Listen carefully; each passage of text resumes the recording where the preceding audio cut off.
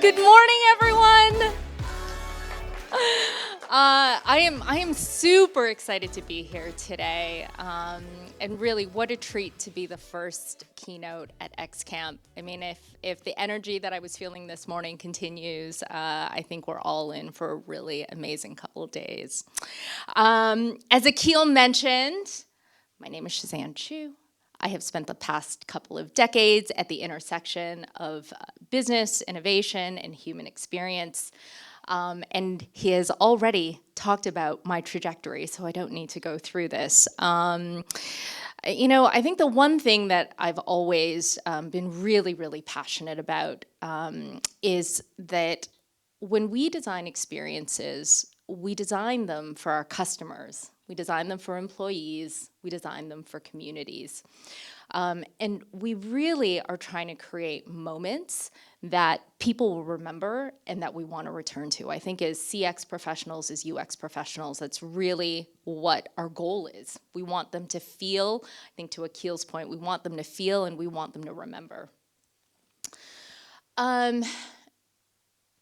Through all of the years, this journey, what I've learned is that the best or most innovative experiences aren't always about big ideas or new tech. I mean, they certainly contribute. At their heart, they're really about people and the experiences we design around them and the systems we create supporting them to help them thrive. And that's what I want to explore with you today. How we can use innovation and experience design to both adapt to change and to shape it in ways that matter. And to do that, I think, again, Akil teed this up for me, thank you. I want to focus on something that may feel a bit counterintuitive. Friction. We live in an age where AI can answer a question in seconds, where with one click, we can order almost anything online. And often in our work, we are obsessed with removing every obstacle from the customer journey to get from point A to point B as quickly as possible. Here's the problem.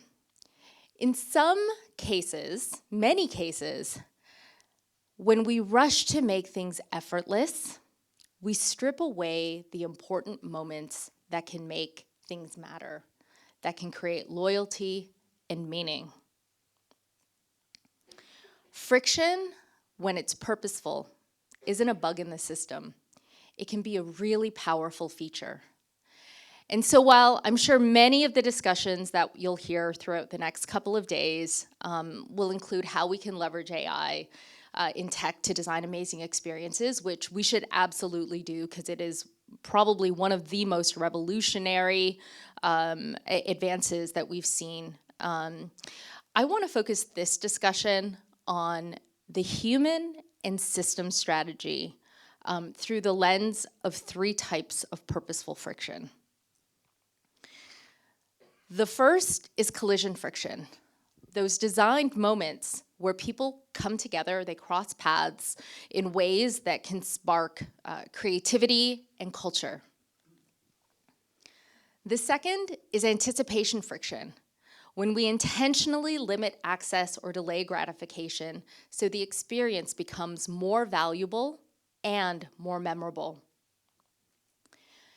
And the third is engagement friction, where we ask people to put in effort to build mastery and to align with loyalty so their connection and commitment run deeper. And for each, I want to share real-world examples and the systems thinking behind them. Because when we design friction with intention and we support it with smart orchestration, we can really see the magic happen. And I think, what what Akil was talking about and what you heard this morning, what I want to do today is actually go through stories with you, because stories help us feel what the theories are. Stories help us talk about new ideas as we take these things back into our work. Someone's going to put this logo up. It may as well have been me. Let's dive in with Steve Jobs. I think most of us know Jobs as the visionary behind one of the world's most valuable companies. I think fewer may know that he invested in and ultimately owned Pixar from 1986 to 2006, at which time it was sold to Disney and still is a part of Disney today. We could do a whole separate talk on Pixar's creativity and its blockbuster hits, but I want to focus on something far more mundane. It's studio building.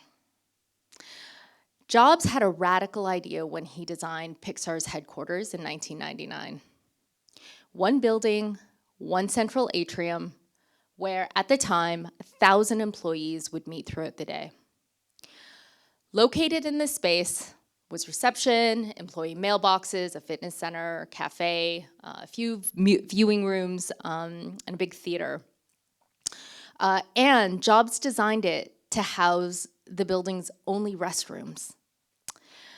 That meant animators and coders, finance folks, executives had the opportunity to run into each other every day. To executives, the atrium may have felt like a waste of space. You know, during this time, the office trend was cubicle farms. I don't know if anybody around in the late 80s, yeah, cubicle farms. And to employees, it may have seemed like a major inconvenience to have to go through the atrium, for all of their amenities. But there was a method to the madness.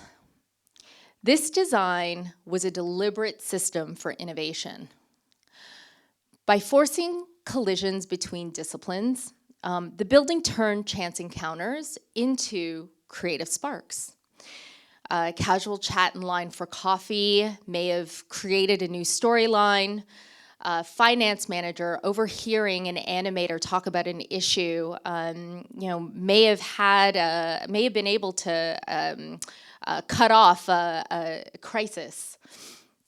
An engineer can sketch an idea with a designer, shortening what might otherwise take weeks of meetings. And so the atrium was more than just a space. It was a catalyst for serendipity. And it broke down these barriers, encouraged curiosity across disciplines, and embedded collaboration into daily routines. In essence, Jobs hardwired innovation into the building itself. And creativity wasn't confined to meeting rooms or scheduled brainstorms. It lived in the flow of everyday interactions. And the result was that Pixar was a studio where art and technology really fused. They didn't just coexist. And over time, despite more restrooms being installed in the building, as you would expect, that physical hardwiring turned into cultural hardwiring, and Pixar continued to produce films that push boundaries. And if Pixar could embed creativity into one building, what happens when you scale friction to an entire city? Every Sunday in Bogota, Colombia, the city shuts down more than 100 kilometers of roads to cars. Cyclists, runners, families, and street vendors, they take over. And you can imagine the operational system behind this is massive. There's cross-agency collaboration between police and transit and parks. Hundreds of volunteers come together to manage safety and routes. And weekly communication goes out to residents so everyone knows what's happening. Ciclovia didn't happen overnight. It started in 1974 when a few residents decided to close off a couple streets so people could bike and walk freely. And by the 80s, this idea came under fire often. The critics thought that by closing these streets, commerce was disrupted and traffic, of course, was disrupted. And this program was often in jeopardy. But in the 90s, Mayor Enrique Peñalosa revived Ciclovia as a part of a broader city model of equitable access to public spaces.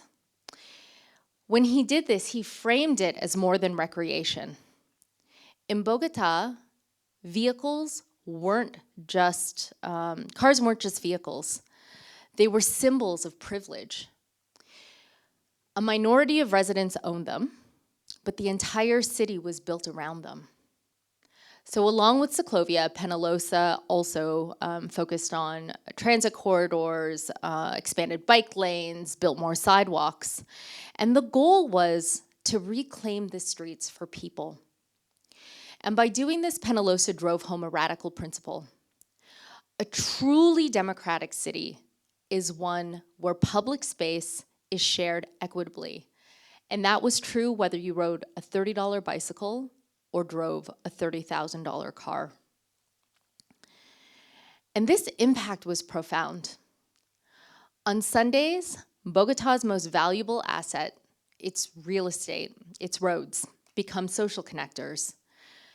Children bike alongside retirees, street vendors thrive, and neighbors from different backgrounds mingle in ways that they wouldn't otherwise have the opportunity to do.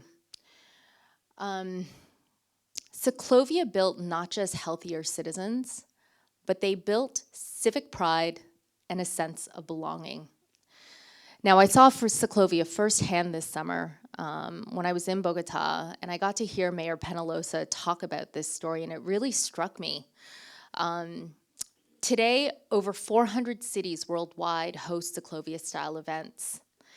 And it's pretty spectacular to see how cities can come together in ways that are just, they really drive that feeling of community. Okay, so we've talked about building, we've talked about cities. Outside of these two examples, where else might we see collision friction? Akil teed this up again. One that I know very intimately is corporate innovation and venture incubators. These are often set up as cross-functional, in a cross-functional way with clear mandates, shared workspaces, and governance models. And the goal with these are often to drive new businesses and new ideas.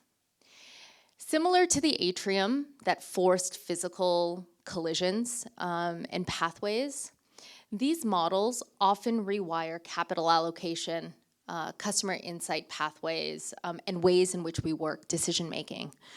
And the goal, of course, is for new ideas to surface and to scale. And we see this quite a lot in organizations that prioritize innovation. As Akil mentioned, at Idea Couture, we supported many of these programs, whether it was FedEx or Campbell's, Pepsi, Citibank, and of course, RBC. I was so privileged to both be a part of the organization that created the idea of RBC Ventures. We did that in partnership with McKinsey.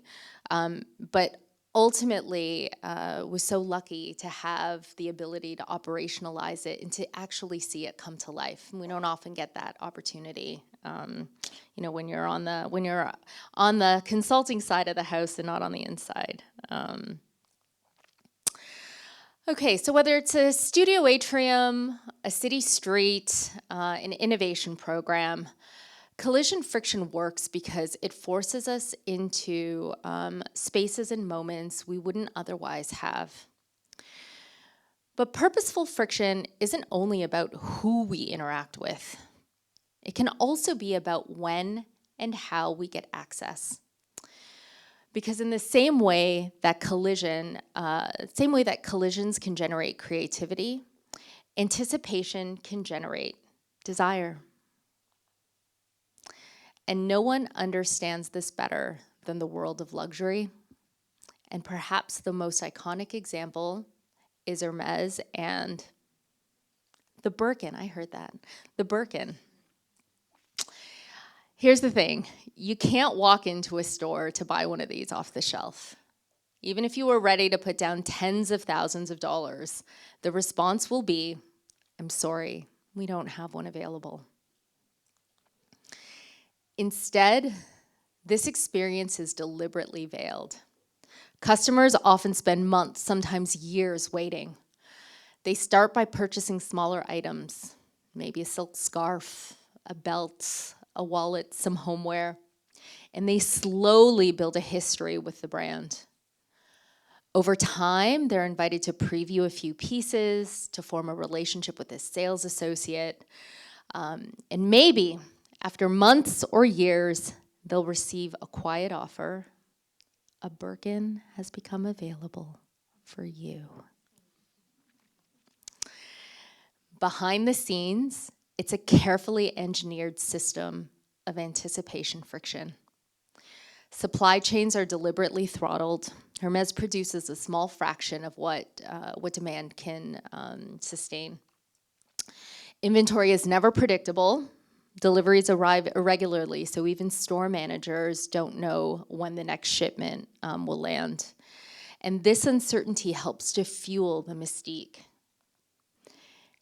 In addition, a sophisticated CRM system is in place. Every scarf bought, every conversation with the sales associate, every visit to a boutique is logged. And this data is used not to push product. It's used to curate a story, deciding when you're ready for a Birkin. And sales training is built around relationships, not transactions. Staff aren't rewarded for one-time sales. They're rewarded for long-term engagement. And the result is that the Birkin isn't merely a handbag. It's a signal. Owning one tells a story, not just that you can afford it, but that you have the patience, the access, and the cultural fluency to earn it. And that anticipation has turned the Birkin into an asset class in its own right. In fact, one study showed that over a 35-year period, Birkin bags outperformed both gold and the S&P 500 in terms of their resale value. Collectors treat them not purely as luxury items, but as financial investments. And maybe the most powerful outcome is this. The waiting becomes part of the experience. Customers don't just covet the bag, they covet the journey to get it. Hermes proves that anticipation friction, this art of delay, can transform a bag into a cultural icon, a financial instrument, and for Hermes, an enduring brand. Okay, the Birkin. Hermes, great story. Let's go beyond the world of luxury with a couple stories that may feel a little more accessible. Who here knows Wealthsimple? Okay, everybody knows Wealthsimple. Okay, great. So in June, Wealthsimple hosted a flagship event in Toronto to announce a suite of new products, including a new credit card. At first glance, nothing revolutionary. It's a credit card. There are a bunch of these out there. But Wealthsimple reimagined the experience. Instead of launching a run-of-the-mill cashback card, they wrapped it in an aura of aspiration. Sleek metal card, no FX fees for travelers, concierge services, food perks, features usually reserved for elite premium cards. But this card was now aligned to Wealthsimple's brand of democratizing finance, and it is integrated into everything else in their app. So a very sort of seamless experience. The way that this card was designed landed squarely in the target demographics, sort of values and aspirations. The real hook was their launch strategy. You couldn't get this right away. You know, they took a page out of the Hermes playbook and launched with a wait list. The product was so desirable that demand crashed the registration page for hours after they launched it. I remember trying to get to the page and we couldn't get there. By deliberately holding back access, Wealthsimple turned this scarcity into buzz, and it really reinforced their cult-like following. They were able to turn this commodity into cultural momentum. It's pretty interesting. I mean, I'm still waiting for my card. I don't know if you have all applied, but I'm still waiting for mine. My third example here, sends us back Wayback Machine to April of 2004, when Google launched Gmail. If you remember, they didn't open this up to the public, right? I know Ryan's up here nodding his head. Yeah, I remember too, you know. But instead of opening it up to the public, what they did, they seeded it with 1,000 users, mostly influential voices in tech. And they gave each of these folks 5 coveted invitations that they could share. Those friends could then in turn invite 5 more and so on. And this cascading scarcity created this sort of insider club-like feel. And it really turned this like email address or getting a Gmail into the hottest ticket on the internet. Okay, I'm gonna do a lot of who in the room. So who in the room remembers 2004? See, I can tell the generations by like who remembers this. You know, I still remember the frenzy. So I got my email in August of 2004. And if you ever need to reach me, shazan@gmail.com. That's still have that. But that summer, these invites were selling on eBay for hundreds and thousands of dollars. I'm seeing Jason nod his head too. Thousands of dollars. And the limited access drove, like, it was just crazy, the desire and the status of this email. And by the time Gmail opened more broadly, it had really cemented itself in the cultural zeitgeist of the day. Today, of course, Gmail has billions of users. I think the number is like 2 or 3 billion, you know, give or take. But the origin story really is such a clear example of how anticipation friction can turn something like a utility, like email, into a phenomenon. So, with this notion of anticipation friction, what ties the Gmail launch, Wealthsimple's credit card, and even the Hermes example together? It's the operational discipline behind the friction. Limiting access wasn't entirely about a clever marketing play. It was a way to limit demand while testing underlying systems and orchestrating deliberate outcomes. These examples remind us that designing friction isn't only about the visible, above-the-line experience. It's equally about the below-the-line infrastructure, that careful sequencing, capacity management, quality control, data gathering, and the systems readiness that make those experiences possible. So just something to remember. I'm pretty passionate about this. If you ever hear me talk about CX, there's always this below-the-line element that I think is really quite critical. Okay, so collision friction, anticipation friction. I want to turn to engagement friction, which is really about putting skin in the game through effort and commitment. All right. To best illustrate this, back to the audience. By a show of hands, how many of you have gone through employee training? Okay, everybody's going to raise their hands. Pretty much all of us. Okay. For this story, I'm going to turn to Simon Sinek. Everyone knows Sinek? Yeah? Yeah, okay. Why, what, how? Why, how, what? Right. Okay. For the 2 people who don't know who he is in this room, he wrote a book called Start With Why, which he's most famous for. But the story I want to tell is one that he tells about a large organization, a couple 100,000 employees, and they wanted to roll out a training program for their millennial cohorts. Their instinct, like most large firms, was to design the program, push it out, make it mandatory, basically push everyone through the training funnel. But Sinek had a different idea. He drew on Everett Rogers' law of diffusion, you know, this familiar bell curve of adoption. At one end, you've got 2.5%, then you've got, 13.5% of early adopters, 68% majority, and then you have the laggards.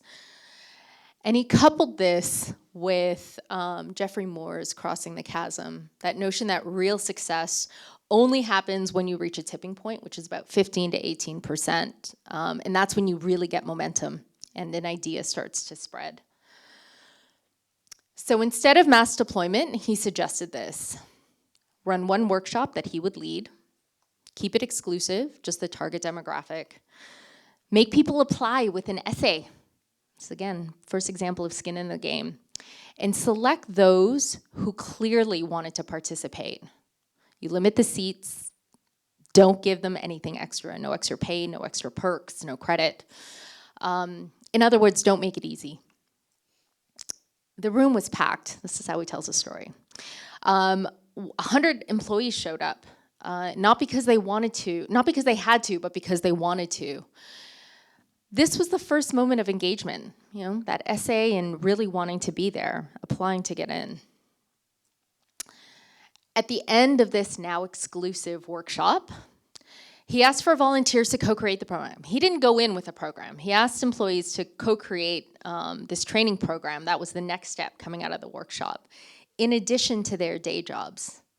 This would mean more work, without recognition, without promotions, without extra compensation, just the commitment. And still, half of them raised their hands. Second moment of engagement, check. Within weeks, word of this program, this workshop and program sort of spread. And managers across the company were suddenly asking, why weren't my people invited? Employees who were in this pilot went back to their teams, excited about the experience and the opportunity. And their colleagues were like, why wasn't I included in this? So a program that no one asked for became a program everyone wanted to be a part of. This was a mass moment of engagement. And that's engagement friction at work. When you earn your way in, you show up differently. You lean in harder, you become not just a participant, but an ambassador. By introducing friction, you know, the work of applying, the wait list, the limited seats, the privilege of inclusion, they transform obligation into aspiration. Okay, I'm gonna shift gears with our last example.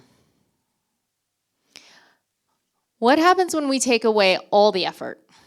When we strip away every barrier, every obstacle in the name of convenience?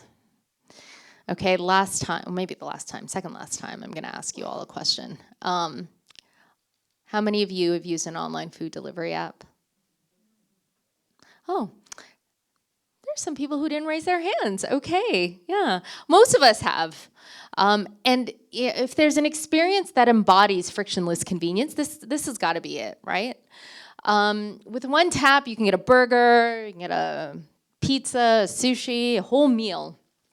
You don't have to leave your house. There's no walking, no phone call, no planning ahead. It feels really, really seamless. I guess my question is, when does this become too convenient? For restaurants, especially small independents, this frictionless model comes at a really heavy cost. Online food delivery apps can charge commissions up to 20 to 30% for every order. A study out of Wharton shows that these platforms intensify price competition and squeeze already thin margins for restaurants. Then there's the packaging. Every order comes wrapped in plastic containers, lots of cutlery, lots of bags. And a 2022 study showed that online food delivery has become a major source of single-use plastic waste. And for our own health, when meals are this easy to order, we do it more and not always wisely. Researchers call this the rise of cyber food swamps. Delivery apps don't just give us options, they give us endless options. They are algorithmically prioritized and always one tap away to satisfy anything that we want. And this abundance can drive us to more unhealthy meals more often.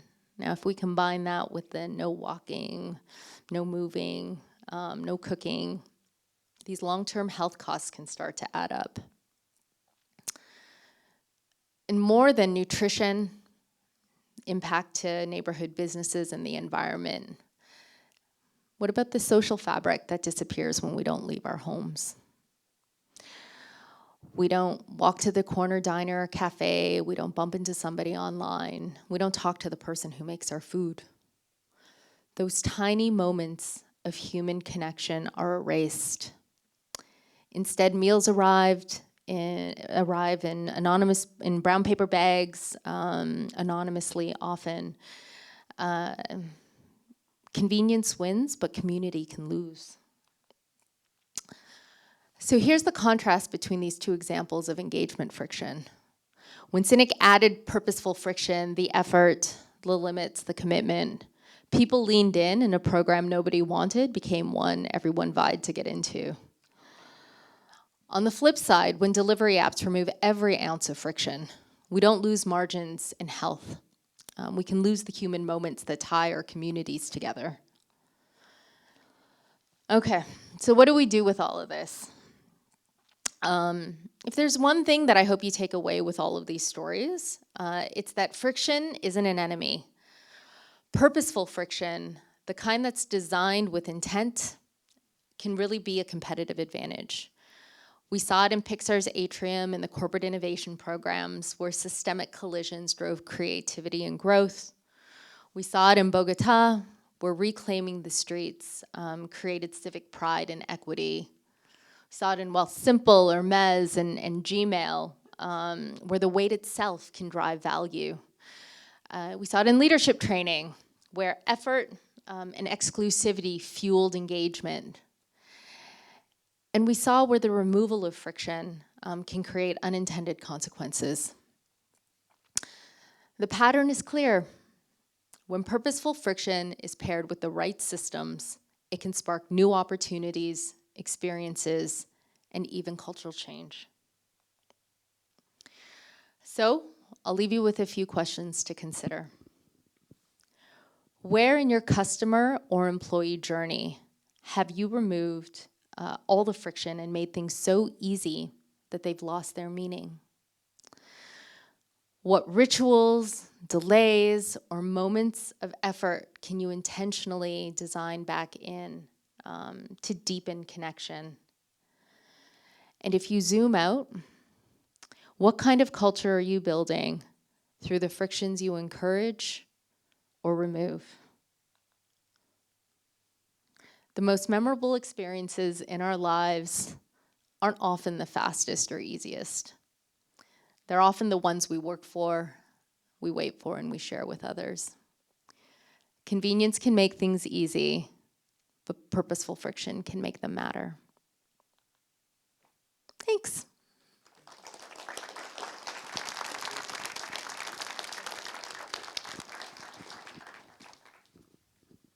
Is this thing on? It is. All right, one more round of applause for Shazan, please.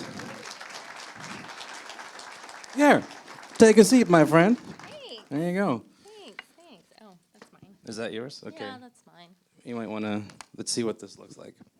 Do you have projector head? Yeah. No, I'm Do you good. have? I'm good. How shiny is my forehead? That's the real question. Scooch up just a little bit. All right. There we go. So a quick update from the organizers. We are going to do a expedited Q&A session. Oh, yeah, because it's already 11. Yeah, we can go a little bit over. And then we'll do an expedited break because you have another talk to get to. The first thing I want to do is ask you, of all the people that you've worked with, who's been, I'd say, the most inspiring, and why is that me? I was going to say you, Akil. No, for real, let's throw it out to the audience first. If you guys have a question, please raise your hand up in the air, and we'll get audience questions first. Oh. Okay, great. Thank you. Very nice talk. I really enjoyed the friction concept. I never thought about that in a purposely way. So just wondering, you talk about a lot about that customer experience, integrating, the friction and the benefits. And I'm just trying to wonder, how do we integrate that friction in technology where everyone is the expectations from technology is that everything has to be instant. That's a great question. And I think that, the thing to consider when we design experiences is that there are moments where you want the technology to do the thing that you just said. You want the technology to be seamless and fast and to help you get more efficient. Even in the examples that I shared here, what is really important to understand is what that human experience is going to be on the other side, and how you can design. I'm going to, again, Akil, you set me up so well for this. How you can design that feeling for a customer or for an employee. You should be both. In order to deliver that experience, in order to feel like they matter, right? So, like, let's give you an example, that Hermes example, where it's like you can't just walk into a store and buy a bag.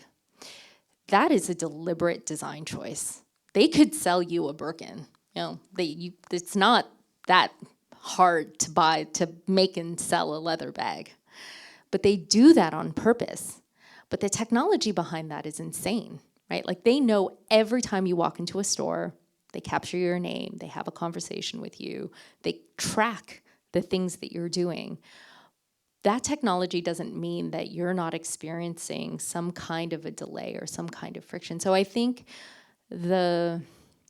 it's not one or the other. I think when you have a goal and you're trying to figure out what experience you want, how do the two come together? How does that human experience and that technology experience come together in order to deliver the thing that you're trying to do, to hit your business goals, right? Like, 'cause at the end of the day, you're doing something to drive to a specific goal. All right, thank you. Good question. There's a lot of just tech-only companies whose business is I have an app, and then they're kind of feeling like I have to drive friction out of all of the experiences. Mm-hmm. Yeah, so I guess to summarize what you're saying is depends on your business and your brand, and you can figure out where you need to eliminate friction versus design it purposefully. Yeah. Yeah. I mean, and I think this is a challenge that we're always going to have, right? Is that, tech wants to make things faster, cheaper, better, bigger, scale it.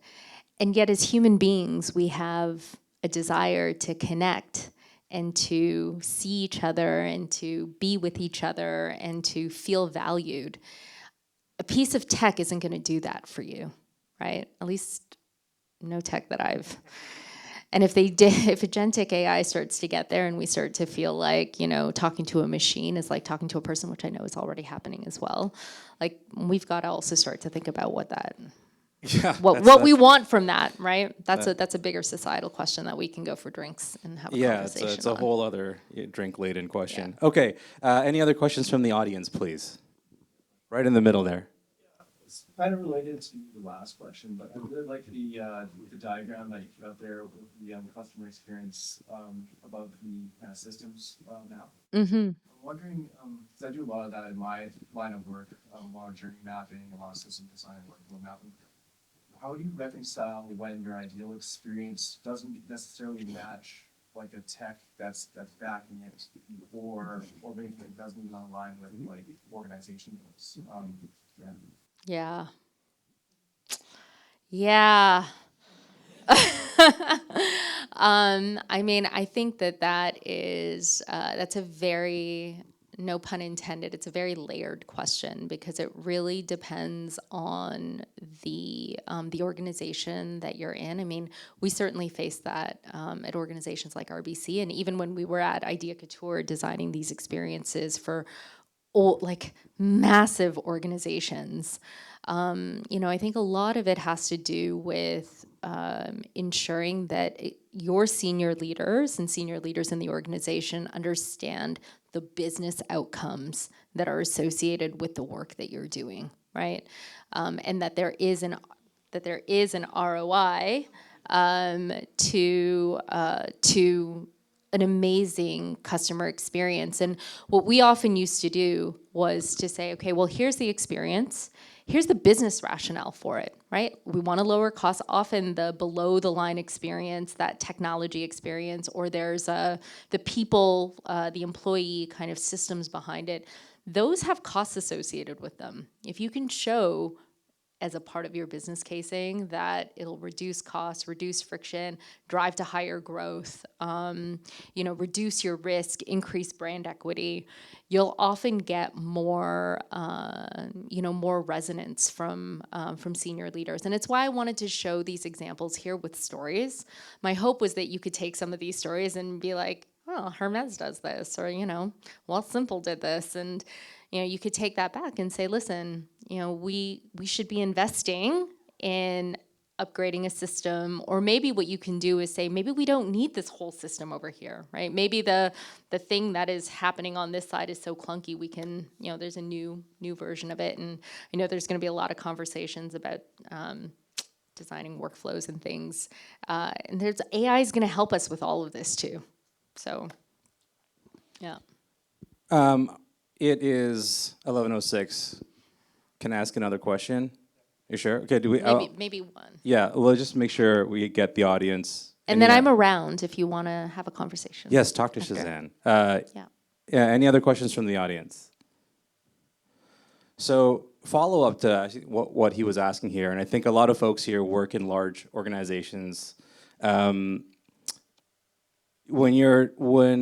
you have any stories or interesting, insight on helping CX leaders demonstrate the value on the ROI to skeptical stakeholders? Like, so much of this depends on some executive sponsoring it with gusto and convincing them that this is a thing that they ought to do. Yeah, you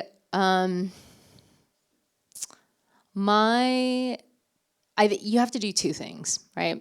You've got to show the hard numbers and use data to tell your story about why this thing is important. But equally, you've got to be really good at storytelling, because people often, executives in particular,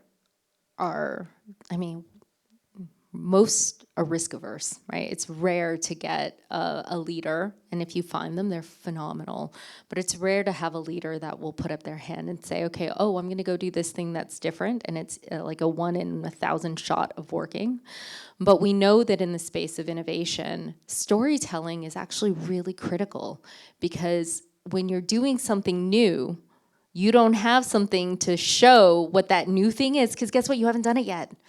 And so how do you create a narrative, whether it's using customer insight, whether it's using, stories from the field or stories internally, or corollary examples, right? Go beyond, your geographic boundary, go beyond your industry boundary to find similar stories that and adapt them. Say, this is how we might apply this, story that's off to the side here.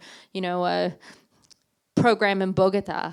Like, how do we do that to bring that, into our organization? So it is definitely a combination of the head and the heart, right? If we can do that.